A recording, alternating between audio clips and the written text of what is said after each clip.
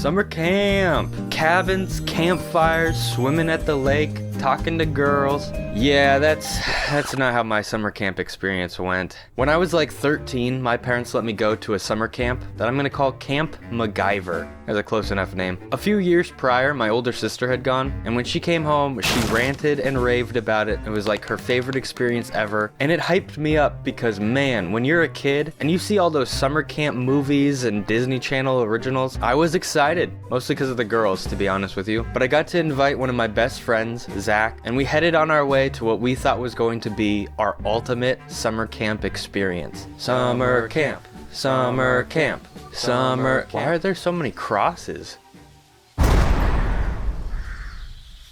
Oh, fuck. Yeah, so what nobody told me was that Camp MacGyver was a very religious summer camp.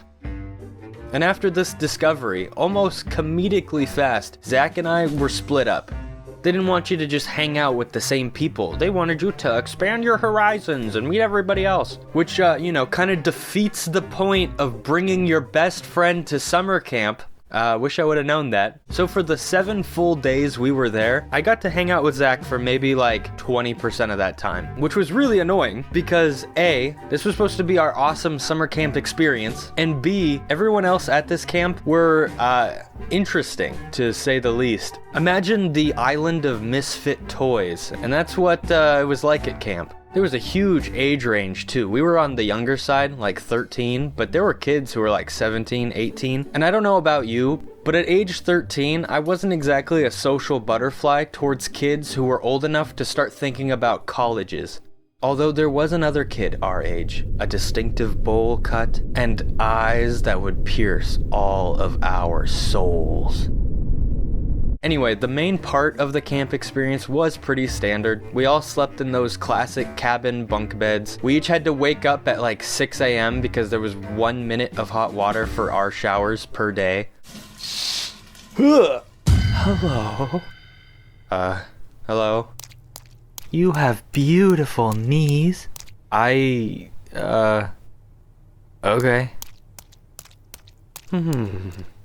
But while all of those things were your standard camp experiences, the actual activities mostly were not. Like I mentioned, this was Christian camp. One of the main activities was to literally every night sit around a campfire for at least an hour and sing Kumbaya. Not a joke, that's real. We actually did sing Kumbaya. I mean, we sang a lot of other Christian songs too. I guess since it was a Christian camp, it makes sense, but they really just expected you to know every song. It's like, man, I went to church when I was a kid, but I don't remember all the lyrics. So I'd sit there every night going, our God is an awesome God, he is.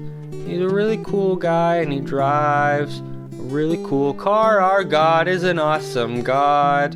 The activities during the day were a lot different. They would split us up into smaller groups, and I literally did not have a single group with Zach. Really awesome to bring your friend to summer camp when you can't even spend any time with them. Whatever. Most of it was your standard kind of Christian fare. We do arts and crafts that involved Jesus somehow. And we played like those theater kid games, like Mafia and like improv games. But they all had to involve like Jesus somehow. Okay, everybody, the setup is you're on a sinking ship. Oh, okay. And then Jesus is there and he saves you. Go. Thank you, Jesus. You're welcome. The worst activity, though, by far, was a small group I was in that was just me and all of the 17-year-olds. And it was like a therapy session activity where we each had to go in a circle and talk about something that really negatively affected us and how Jesus was able to help us through it. And, these kids are like close to college age. So a lot of them had some serious stuff to say. Every morning when I wake up, I remind myself that just because he would beat me and he would hurt my mom doesn't make me weak. I am a fighter, and Jesus reminds me of that every day. Dude, I was 13. I had experienced zero struggle. The worst thing in my life up until that point was when 8-Self kept running away. So eventually, after each harrowing story, the circle comes to me, and I had nothing. I literally just said the first thing that came to my brain. The first thing 13-year-old me thought would be able to compete with all of these stories. At school, I have a friend named Jose, and everyone calls him Josie, even though that's not his name, and I don't think that's right. So I asked Jesus to pray for him. Yeah, so that didn't win me any points. But definitely the strangest experience there was one of the nights all of us boys were in the cabin getting ready to go to sleep, and we heard shuffling and heavy breathing coming from the door. As we get up and slowly start to approach, we look down and there is an eyeball watching us as we sleep. We all start freaking out. The eyeball leaves, and then we see, running past the window, a boy with bowl-cut hair. Yeah, this kid was genuinely strange. I guess it makes sense though, because he would also just like stalk us all the time. He would never want to join the group, and he would make really weird offhand comments.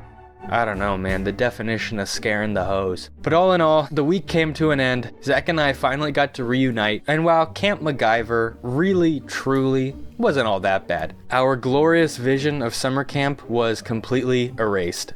Moral of the story, make sure you know what kind of summer camp you're going to before you go. And justice for Josie. Anyway, that's it. Bye.